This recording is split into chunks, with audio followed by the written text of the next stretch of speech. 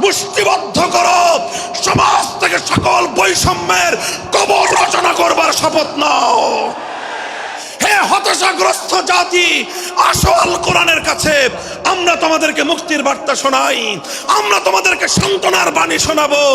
আসো হাতে হাত রাখি, সমস্ত বৈষম্য, জুলুম, স্বৈরতন্ত্রের কবর রচনা করে আল্লাহর কোরআনের সমাজ গড়বার জন্য হাতে হাত রাখি। যদি ইনসাফ কায়েম না করা যায়, ইসলাম অনুসরণ করা যায় না, যদি বেইনসাফের বিরুদ্ধে লড়াই না করতে পারো, মিথ্যে মুসলমানিত্বের দাবি ত্যাগ করো।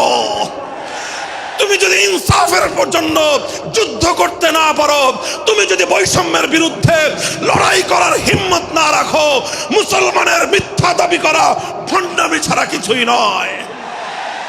আর সর্বোপরি যদি একটি বৈষম্যহীন সমাজ গড়বার জন্য শাহাদাতের রক্ত দিতে হয়, আবু সাঈদদের মতো বৈষম্যের বিরুদ্ধে বুক পেতে দিয়ে জীবন দেওয়ার জন্য শপথ নিতে হবে।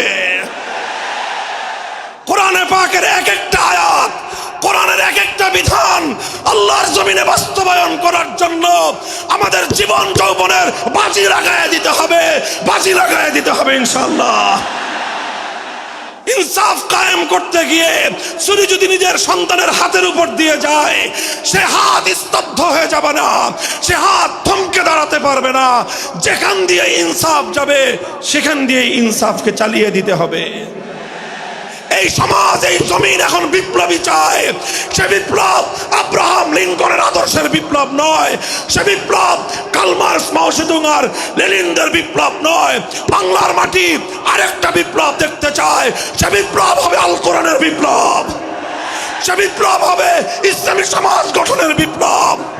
সেই বিপ্লবের জন্য 2000 যুবক নয়, যদি 2 লক্ষ যুবকের তাজা বুকের শাহাদাতের রক্তের প্রয়োজন হয়, সে রক্ত দেওয়ার জন্য শহীদ ঈদগাহে কারা কারা জমায়েত হবে, কারা কারা জমায়েত হবে। হ্যাঁ, এটা শুধু কথার কথা না, শপথ। এটা কথার কথা না, শপথ। এটা অঙ্গীকার। কার সাথে?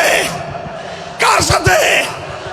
যেই অপরাধ করে মন্ত্রীর দুলাভাই ছাড়া পেয়েছে, যেই অপরাধ করার পরে এমপির শালার শাস্তি হয় নাই, যেই অপরাধ করার পরে শিল্পপতির বিচার হয় নাই, যেই অপরাধ করার কারণে রাজনৈতিক নেতার কোনো বিচার হয় নাই, একই অপরাধ দুর্বল, গরিব, অসহায় মানুষ করার পরে তার উপর আইনের শাসন 100 ভাগের জায়গায় 200 ভাগ বাস্তবায়ন করা হয়। আল্লাহ নবী বলেছেন, পৃথিবীতে ইসলাম এসেছে শুধুমাত্র ইবাদত, নামাজ, রোজার, হজ, যাকাতের বিধান বাস্তবায়নের জন্য নয়। ইসলাম দুনিয়াতে আগমন করেছে, তার আগমনের অন্যতম উদ্দেশ্য হলো সমস্ত বৈষম্য দূর করে, জুলুম আর বেইনসাফি দূর করে বিশ্ব সভ্যতায় ন্যায় এবং ইনসাফ কায়েম করা।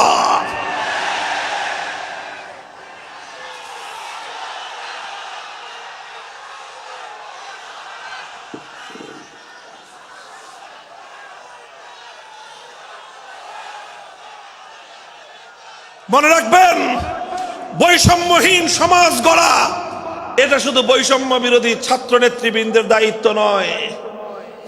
বৈষম্যহীন সমাজ গড়া এটা শুধুমাত্র বৈষম্য বিরোধী ছাত্র নেতৃবৃন্দের দায়িত্ব নয়। বৈষম্যহীন সমাজ গড়া সর্বপ্রথম আল কোরআনের সৈনিকদের দায়িত্ব। বৈষম্যহীন সমাজ গড়া সর্বপ্রথম আল্লাহর নবীর সত্যিকার উম্মতদের দায়িত্ব। ওঠো, দাঁড়াও, হাত মুষ্টিবদ্ধ করো, সমাজ থেকে সকল